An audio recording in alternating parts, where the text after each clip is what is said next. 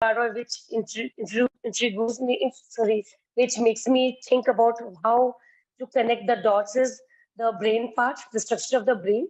I would like to have some more session because on the I tried reading it also, and I've attended one more webinar on this brain, how the brain functions for various children. Whether it is ADHD or autism or this LD.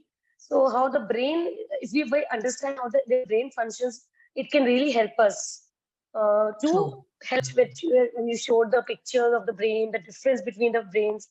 It really actually it helps special educators also to understand, because this is the part is a part which we don't know many, though we know how to do a lot of activities of this, but activities can be incorporated if we understand this part also better.